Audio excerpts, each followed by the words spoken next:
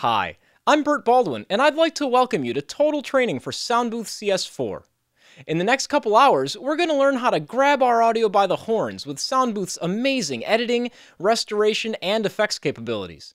We'll also step through the process of creating customized, vibrant music scores through Auto Composer, never needing to go into the nitty-gritties of music theory. In this first chapter, I'm going to do a quick demonstration of Soundbooth's basic direct recording and effects processing capabilities, and then we'll define some basic audio concepts which will be useful to us as we move forward. Join me in exploring the magic that's possible in Soundbooth CS4. Welcome to Soundbooth CS4. Join me as we take a detailed tour of what Soundbooth can do for you and how easy it is to create and edit professional quality audio under your very own fingertips. While most of the series is going to be hands-on, I'd like to take a few minutes here at the beginning to show you the basics of Soundbooth's capabilities. So go ahead and relax for a few minutes while we have a little fun. Let's get right into it. I'm going to record a small soundbite that could potentially be used for Soundbooth promotion. At the end of the process, I'd like to have a short clip that simply has a person saying Soundbooth CS4 over top of a simple, rhythmic, modern-sounding musical bed. Down at the bottom of the window here, you can see Soundbooth's shuttle controls. They work very much as they would on any CD or DVD player. You've got your play button, your stop button, and your skip buttons that take you to the beginning and end of the current clip or take you to the previous or next marker if you have them set up in your file. There's also a looping button useful for setting regions of audio to play over and over again. Now though, I'm going to click on the only button that's not grayed out, the record button. I get a dialog box which shows me some recording options. First, I want to make sure that my device field is set correctly. We've got two options here. You can see the Soundbooth 2.0 WDM sound and the Soundbooth 2.0 direct sound. And they're a little bit different from what they were in CS3. The one we wish to use is Soundbooth 2.0 WDM sound.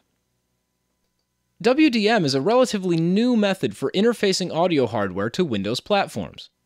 It creates a bridge between the hardware itself and Windows, acting like a translator between the two. This allows users to change their audio hardware and allow the WDM player to do all the translating, masking the hardware change from Windows.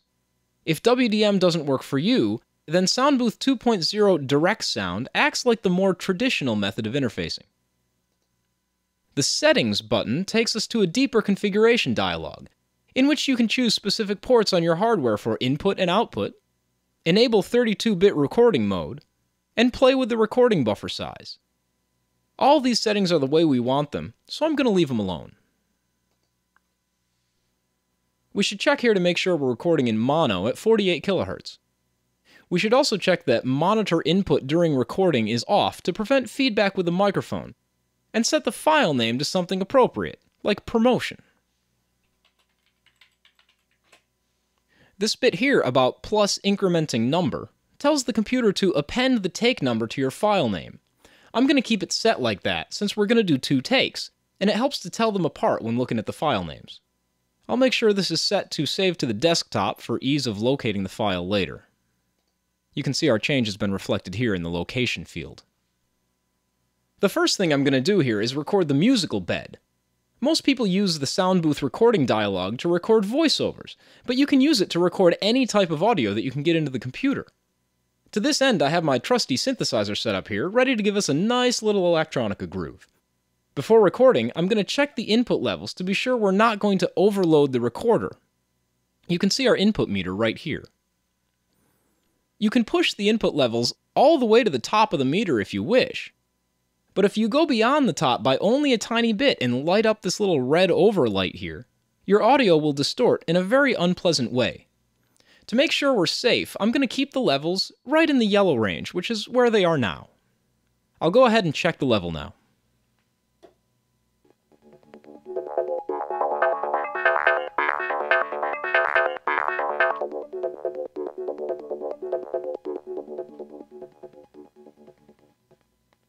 Looks like our levels are okay. We're peaking at about negative 5.6 dB, which is fine for our purposes. So now I'm just going to hit the record button and record the music clip.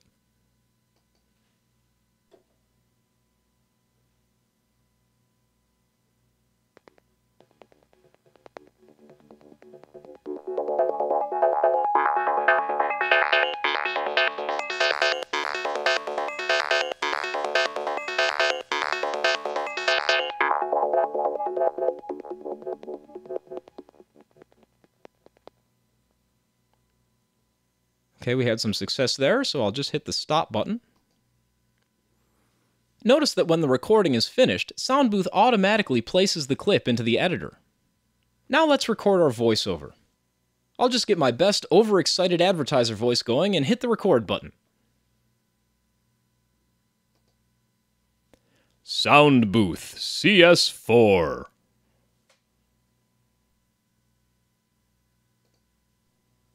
And you can see that Soundbooth has replaced the music clip with our voiceover. Not to worry, the music clip isn't gone, it's just behind the voiceover in the view. Now that we have our Soundbooth CS4 voiceover recorded, I'm just going to close out the record box. And let's take a look at what we've got. You can see here in the main Soundbooth editing view, we have a waveform up here at the top, which is probably what most of us are familiar with when we look at audio. We also have a spectral view down here at the bottom. Now, it's possible that if you're just opening Soundbooth for the first time, you don't see the spectral view. If that's the case, you can grab this bar here, which begins at the bottom of the screen, and just pull it right on up, and you'll be able to see that spectral view underneath. Let's listen back to this clip, just to make sure that we've recorded everything that we want. I'll just hit the play button here. Soundbooth CS4. Now you can see that we've recorded a lot more than we really need. So I'm just going to take these handles here. These are a nice little editing feature in Soundbooth, these trim handles, and I can trim up the clip just by clicking on it and dragging toward the center, and then when I release the mouse button, it'll trim off the end to whichever point I had it set at. You can do the same thing here with the beginning with our trim handle. We'll pull this right in and release. I'll skip back to the beginning of the file here, and let's play again. Soundbooth CS4. You can see how easy it is to trim away your unwanted pieces of audio. We're going to want to do a similar thing to the music track, but we can't see it at the moment. That's really no problem. Up here you see this little drop-down menu. You can click on this and switch between the clips that you're currently editing. I'll just move over here to Promotion 1. You can see that a different clip comes up. You'll hear in a moment that it's our soundtrack.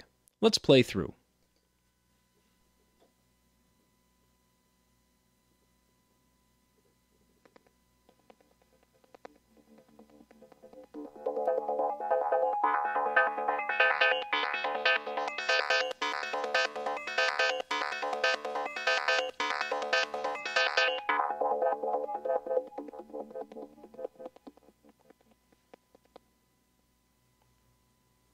Okay, we had some success there, so I'll just hit the stop button.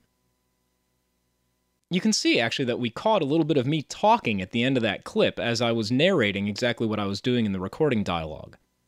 I'm going to trim off the beginning and ends of this clip, just like we did with the voiceover. Go ahead and pull this in, right there about the end. And again from the beginning. You can see here down in the spectral view that it responds very, very nicely to the changing in frequencies as I was applying the filter to the music. We'll see a lot more of this kind of behavior coming up, but for now, just take note of it so that you start to get used to the way that the spectral view shows you your audio.